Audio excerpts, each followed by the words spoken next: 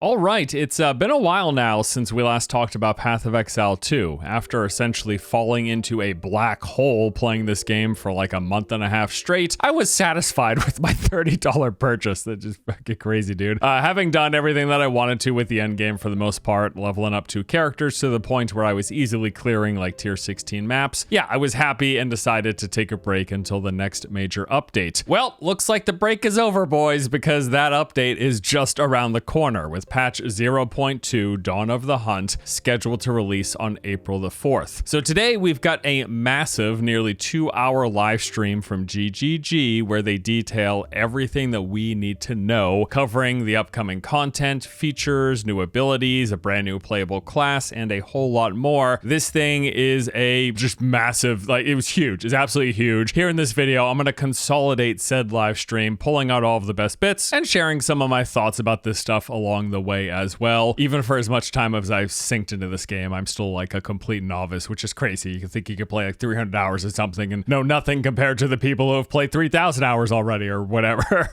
All right, anyways, I'm excited. Let's dive in and talk about the future of Path of Exile 2. So they opened up by saying, hey, it's been like 3 months since the launch of early access, and now the first major content update is finally ready. And then they talk about the fact that during the stream, they're going to be providing a bunch of details, including info about the new class, the Huntress. There's 5 new Ascendancies, 2 for the Huntress, as well as 3 for some of the existing classes. They got a bunch of character system improvements, such as unique items and support gems, a whole bunch of endgame improvements and enhancements, as well as new endgame content with changes to systems, brand new encounters, and just new stuff to do. After this, they played a brief like cinematic trailer for the update, which highlighted the new class, the Huntress. Beyond giving some narrative about the character's backstory, they also showcased some gameplay with a bunch of the new spear abilities, and you'll notice here what looks to be a freaking mount. It is in fact a freaking mount. They were adding mounts to the game. The trailer then ran over a quick list of features coming in the update, that entire list of which we will be covering here in the rest of this video. All right, let's start off with a discussion of the new class, the Huntress. So they went into a bunch of detail about this class, referring to her as a spear-wielding warrior. This is the dexterity-focused class whose primary weapon, the spear, combines both melee and ranged abilities, with the fact that it's a longer range, it's got like longer range melee attacks, and also a whole bunch of weapon throws, and just the whole play style centers around dashing in and out of combat, constantly moving back and forth with abilities that enforce that play style. Now with the spear comes 22 new skills they specified. So for example, one early ability, Whirling Slash, will strike in a circle around you, but also creates a whirlwind that stands there in place, blinding enemies. The more of these you lay down, the bigger the whirlwind gets, and also whenever you exit the whirlwind with your character, it causes it to explode. That by itself is an interesting interaction, but there's a whole lot more. You got the Twister skill where you toss out this ranged mini tornado, and when combined with the initial Whirling Slash ability, it actually will summon multiple tornadoes at once, getting stronger the bigger the Whirling Slash area of whirlwind is. You also have the Buckler as a new offhand item type. This comes also with a new mechanic, the ability to parry. So you kind of hold this down similar to a block, but holding it down will then actually counter any subsequent incoming attack from an enemy. This blocks the damage, but then also allows you to do a whole bunch of follow-ups with different combos with a lot of abilities. So for example, you've got Disengage, where you will jump back, stunning enemies in front of you. When used against any parried enemy, it will grant you a frenzy charge. The Huntress also has a variety of different elemental spear attacks, such as lightning, which will chain to multiple enemies, or fire ones that will explode after a few seconds of getting tossed out. These abilities can then be empowered further with frenzy charges, making the ability stronger and then opening up new combos. Huntress also has the Rake skill, where you will dash towards a target, applying a bleed that inflicts blood loss, dealing damage over time as the enemy moves. Now this is actually displayed on the enemy health bar, so you can see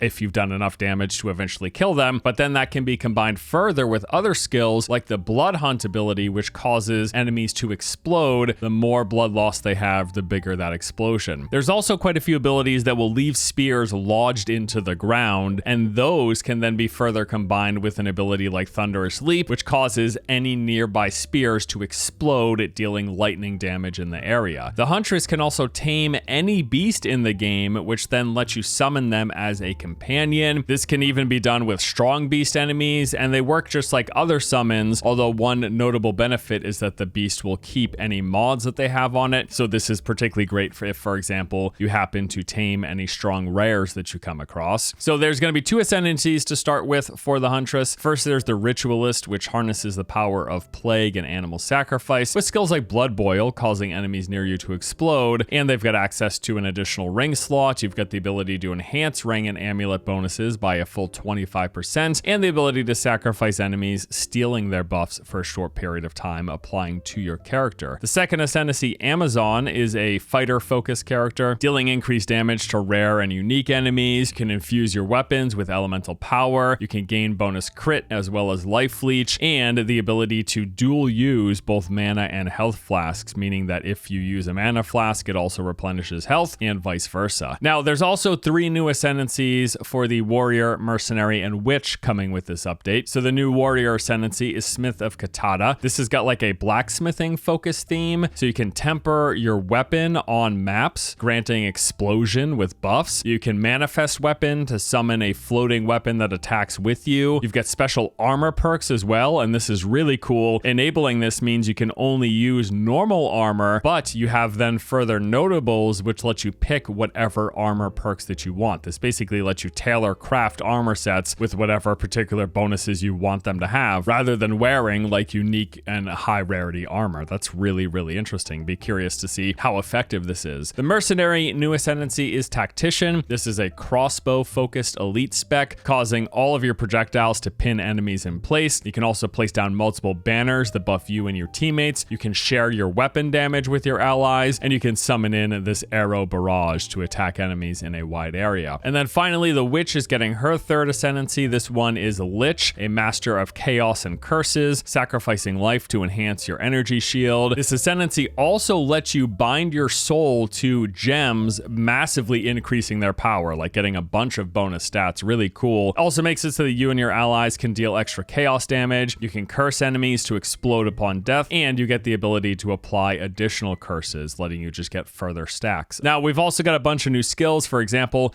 one highly sought after one since this game came to early access was Raise Spectre. That is now finally in the game. So this allows you to trap the soul of nearly any enemy monster in the game, then summoning them as a companion. It's going to cost spirit. It will revive automatically upon death, and this can either be combined with any existing minions in the game, like if you want to add them to your skeletal army, or you could just focus on entirely specters, getting a bunch of different specters of a bunch of different enemy monsters that you like, coming up with combinations of that. In general, this is going to open up a ton of new options for any summon focused builds. Having played an Infernalist Witch myself, really excited to see how this plays out and all the new combinations and what that's going to mean for the potential effectiveness of your minion army. Another new skill, as teased in that initial trailer, is a mount. You can summon what is called a Roa. This is both a combat minion, which will just go by you and help you attack enemies, but it can also be rode as a mount, and you can attack using any of your skills while riding the Roa, which is really cool. But you do have to take care to not take too much damage, as getting dismounted will stun you for a significant time, most likely meaning death, especially if you're pushing any higher tier maps. As mentioned previously, there's over 100 new support gems coming with this update. Tons of these, obviously over 100. Here are a few ones that they mentioned and stood out to me. There's Hemio Crystals, which will turn any damage over time abilities into exploding crystals for that damage instead. Again, really interesting potential combinations here for any dot builds now turning into explosion builds. Caltrops will cause any supported projectile skill to leave a pile of caltrops when they reach the end of flight. These caltrops maim and deal physical area damage when triggered by enemies. There's Enormity, which increases the minion size, damage, and health by 20%. All of those, the 20% bigger, 20% more damage, and 20% health for any supported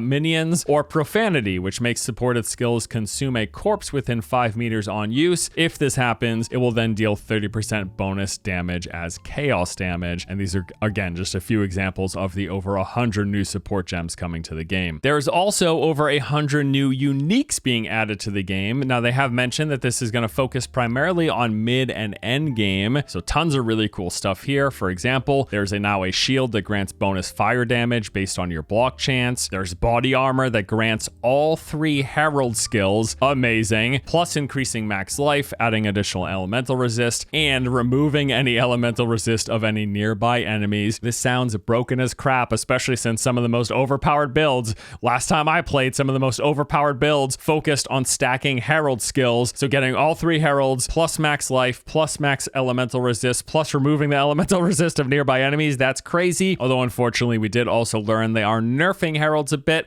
We'll have to see how much they're getting nerfed, but I don't know, this still sounds like some of the most broken builds are going to be herald skills unless they completely destroyed heralds. We'll find out, I guess. We will also now finally have access to new unique charms. So one example of this is Fall of the Axe Silver Charm. This is going to be used whenever affected by a slow. It will then make you immune to slows, as well as granting you the onslaught buff for a duration. I will add, by the way, they also mention the fact that they plan to have a unique for every base item type in the game. So there's going to be way more uniques than we already have, including this 100+ edition coming with this update, which is just crazy. Also worth noting that we're of course going to be getting a bunch of new uniques for the new weapon types. So new unique spears and bucklers. There's going to be a bunch of new crafting options added. And for example, where there's some rune changes here, they're going to be having now multiple tiers for all runes in the game. This is going to help make a larger variety of runes more useful at endgame rather than just the handful that people were using in the past. They specifically pointed out things like flat damage mods in particular. People weren't really using them come endgame, and now with these tiers, hopefully they will be more useful. We also got a bunch of new event types and endgame changes. One primarily new event type is this Azmerian Wisps. So these are new floating spirits that you're just going to encounter as you're playing through the game and coming across maps. Again, it's basically a new event type. So you're going to see these wisps just kind of floating out in the world. If you walk towards them, they're going to start moving in a direction. So following them will lead you through the map. And as these wisps move past, in particular, as they move through enemies, they enhance those enemies with buffs, with there being different buffs depending on the type of wisp that you encounter. There's a lot of these. In fact, there are 12 distinct wisp types, each with their own mechanics and rewards. So they move through enemies, they enhance those enemies, you fight those enemies, you get whatever drops they happen to drop. Eventually, the wisp is going to lead you to this rare or unique monster whom it then possesses, juicing them up even further. If you kill that monster, you're granted big rewards at the end. And with this, Wisp will now drop a brand new socketable item with a nice boost to it as well. There's also a brand new Wisp heavy endgame map being added, and a section of the Atlas skill tree focused particularly on enhancing Wisp encounters and rewards. But that's not all. There are a ton of other new endgame updates coming here with this update. So mapping in general is getting a whole bunch of big changes in several ways. They focused in general on trying to increase the event type and variety and counter variety. You're just going to be seeing more and different things as you're going through the mapping process. For starters, there are 7 brand new maps being added, and each map not only has a unique look, but also comes with unique encounters and mechanics. Here are 3 of them that they've told us about so far. We've got megaliths. These take place in this foresty region with these rune stones scattered throughout. You have to find the rune stones and touch them, which will then empower the stone. Activating all of the rune stones will then eventually lead you to this Grand Henge area where it summons up this dangerous boss. Now, you can keep summoning these bosses up to 10 times in total. Doing so, the bosses will get progressively more difficult, and these events reward brand new unique runes that have just been added to the game. The second new map type is called Fractured Lake. This has terrain sort of materializing out of the ground as you move through it. This is something that, of course, remember from the original Path of Exile. So every rare on these map types will be mirrored, which means every time you come across a rare enemy, there will be 2 of them to fight.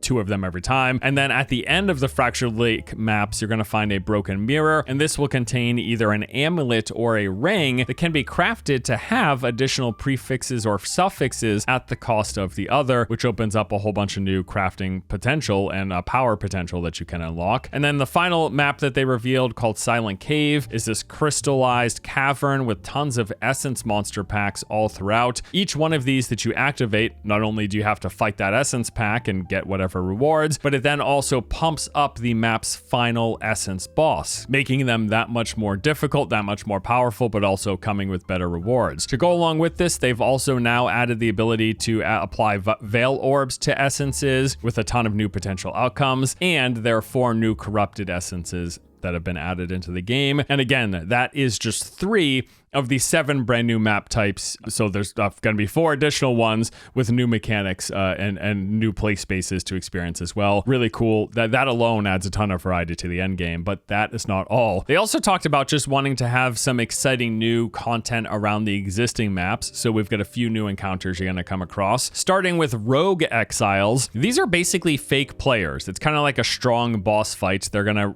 act more like players than they do enemy AI, and they're going to be difficult as a result. They use all of the same skills and items that players use. It's basically like simulated PvP, more or less. Killing these enemies will drop all of the items that they're wearing. So if you come across an enemy that's got like a weapon, a unique weapon or chest piece or shield or whatever that you're after, killing them, it means you're going to get a drop of that item. That's really cool. So these should be really hard encounters, so they've said, with 12 different Rogue Exiles in total that will be coming across. There's also 4 new strongbox types. We'll see if strongboxes are actually something people engage with now. They gave examples of 2 of these. The Legacy strongbox, you'll come across these that they'll have like a corpse sitting on top of a stone. Clicking on it will revive that monster, and then you can see the box modifier is going to determine how many times that revive happens. It's going to be more than 1. Each time they get re-revived, they get stronger. Kill all of them, get big rewards. And then finally, there are these Veil Tech boxes, which will summon a large group of enemies, and these ones in particular will reward strong corrupted gear. So they come with the fact that they're corrupted and you can't modify them, but hopefully it's also going to be something worth getting. They've made changes to the onboarding of endgame. They just said they wanted to make this more interesting than it was. So previously, when you got to endgame, they just said, hey,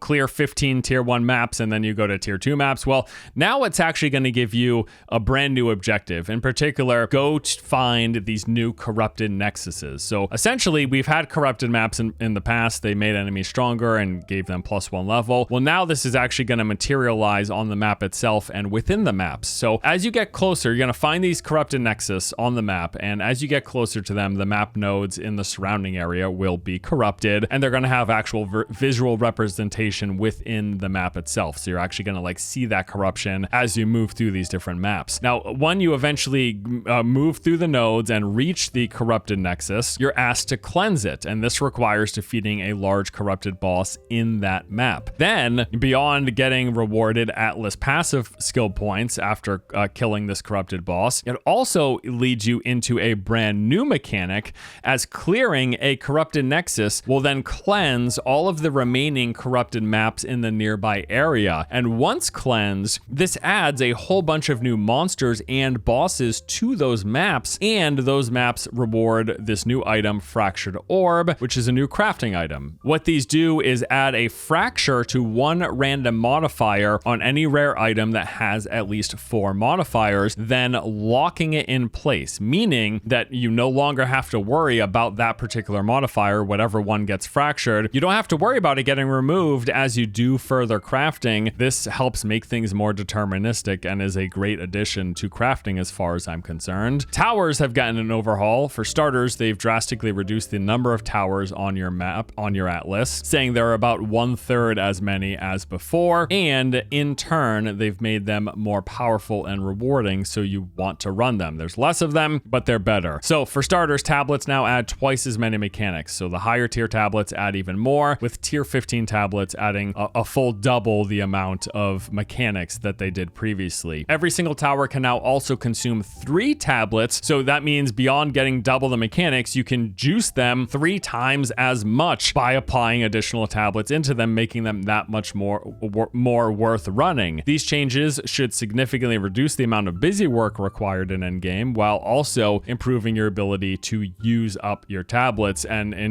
actually enjoy doing the maps. On top of that, towers can now also spawn with all map mechanics on them, and towers have their own new bosses as well. So rather than just being this boring streamlined thing where you just look for the top and you open it and then you put in the thing and now it's actually like towers are like more interesting versions of regular maps essentially, and they have their own unique bosses. That's really cool. They made some adjustments to Waystone sustain. So they realized that players who couldn't sustain Waystones, hey, they were dying a lot, and as you know, whenever you die, you lose your Waystone, you lose the map mechanics, and it really does set you back. They realized that the separation in expectations between the leveling process through the campaign and what happens at endgame, whereas in the campaign you can die a lot, learn from those deaths, and then progress, but in endgame, when you die, it really hurts because you lose a map, you lose experience, etc. So they've changed this a bit. You can now die and not lose your map mechanics, getting at a baseline 6 attempts per map. Now this changes with time. Adding more modifiers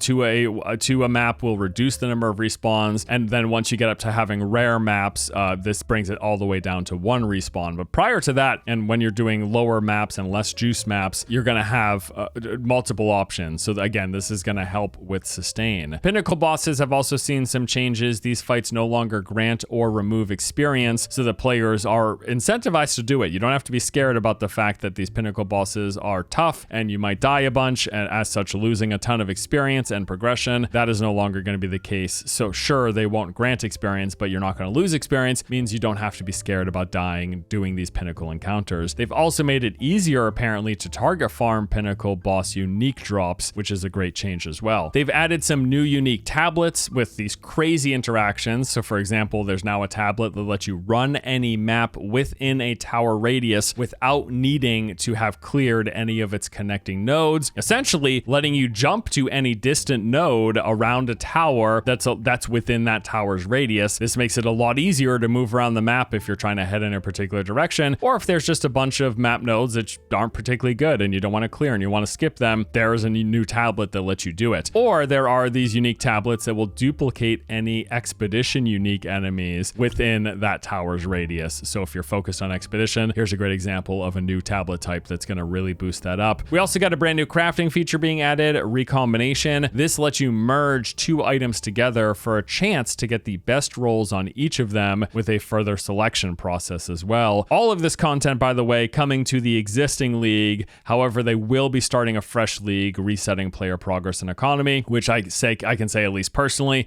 that is what I'm most interested in, what I'm going to be personally doing. But if you just felt like playing your existing characters in the existing league, everything that we just talked about is going to be coming to that as well, which is great. Now, after running through all of these features and stuff, they also held a Q&A. They started this discussion by talking just about a few things before they fielded community questions. So first up, they talked a bit about the recombination, and they actually mentioned the fact that they recently decided to make some big changes to how this works, now allowing you to pick which one you want on each item, and that's going to give you a weighted % chance of getting that particular modifier. This will go down the more of them you pick. So basically, if there's like 1 or 2 modifiers on an item that you really, really want, you can select those, and you're going to have something like a 30 or 40% chance of getting those. But the more you decide like, hey, I really want this one as well, I really want this one, that will successfully lower your chance of getting any one of them. So this just adds some interesting element of chance to it. They also talked about how when designing the Huntress, they really wanted to focus on the melee range mix that the spear is supposed to focus on, trying to really incentivize players to use both of them with combo chains between melee and range setups, and the fact that it's very movement focused. Coming in and out of fights is going to be the playstyle that they're aiming for. And they also said that this feels like the most agile of all melee classes, being the fact that it is the dexterity class. That was their goal. Another big thing is the parry and trying to get that to work. Initially, it was a little choppy, but they eventually figured it out. Works differently from most games in the fact that you just have to basically hold it down and you're going to automatically parry the next incoming strike. But this is balanced by the fact that you can't do it forever. Eventually, you're going to get stunned. So you have to balance how frequently you're doing the parry. That's what they eventually settled on, and they said that in playtesting, it actually feels really good. I know it might sound a little strange, the fact that you're guaranteed to always parry, but again, you can't do it forever. And when you're holding down the parry, you're not dealing damage, and anyone who's played this game realizes you're pretty much always trying to spend a bulk of your time doing as much damage as quickly as possible. So sitting there holding down parry isn't exactly super effective. It's all based on balancing the parry when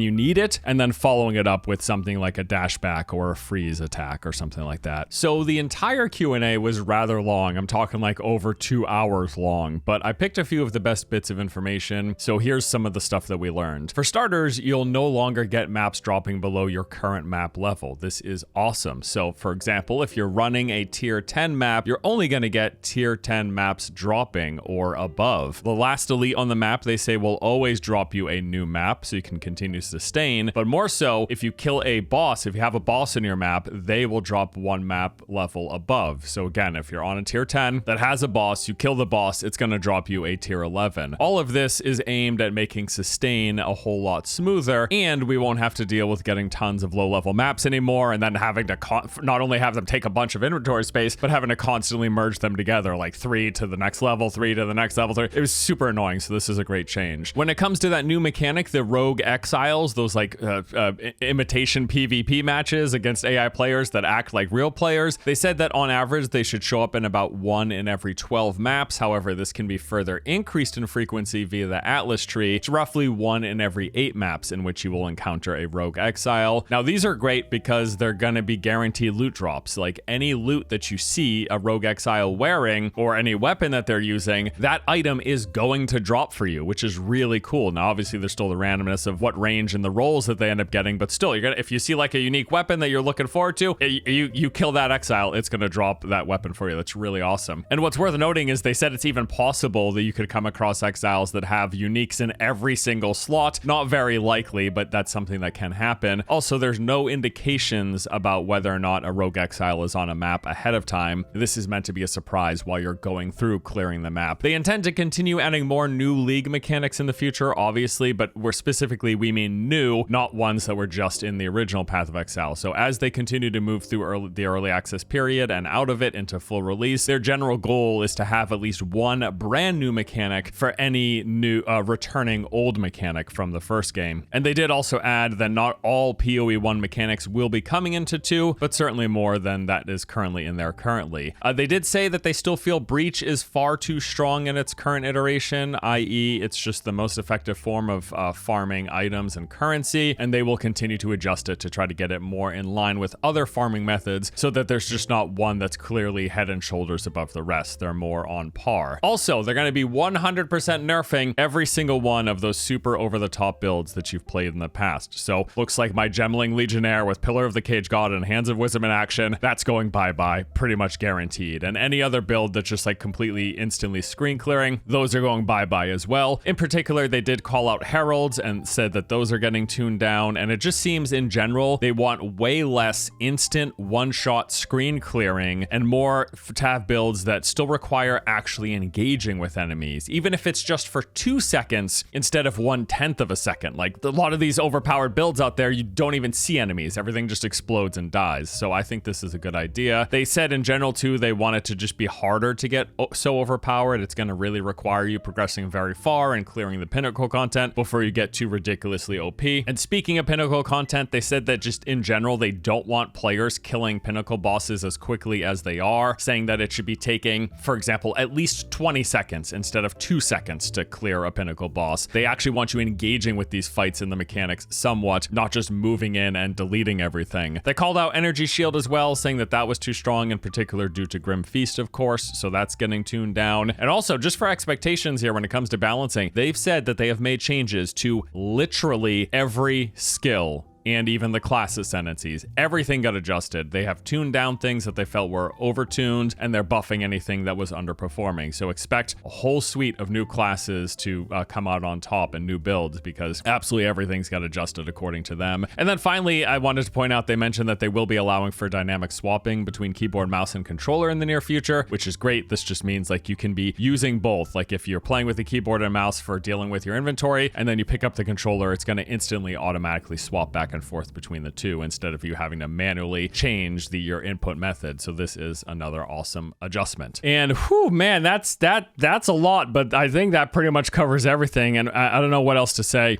This update is fantastic. Like, holy crap, I am so excited. The new Huntress class looks fun as hell. In particular, the brand new weapons being added, the spear and the buckler, is going to be a great addition to the game. And beyond playing the Huntress, I'm just excited to see what builds other classes open up with getting these 2 new weapon types. And then we've got the 3 new Ascendancies for the Warrior, Mercenary, and Witch. I'm excited to play more with the new Witch Ascendancy personally. We got the Ray Spectre finally coming into the game. That's going to be super fun for any minion builds. I'm going to be curious to see what that opens up for the Witch as well. We get a friggin' mount added to the game. I am curious as to how ubiquitous this is going to be or not. I mean, the bonus movement speed is obviously good, but you also have a bunch of the top builds already having built-in movement, so you'd be swapping those movement skills for the ability to ride this mount. We'll see how effective that is or not. I guess it just depends on a lot of different things. Over 100 new support gems and 100 new uniques, both of which are going to add a ton of additional build variety that I'm excited to see. I'm also interested interested to check out all these crafting updates. I'm hoping that it makes crafting more of a viable focus in the end game, even in Trade League. I would rather be engaging in the crafting system than farming divs for trading for the gear that I need. I mean, who knows? Maybe this is only going to matter in solo self-found, but I hope it actually makes crafting like more of a viable path,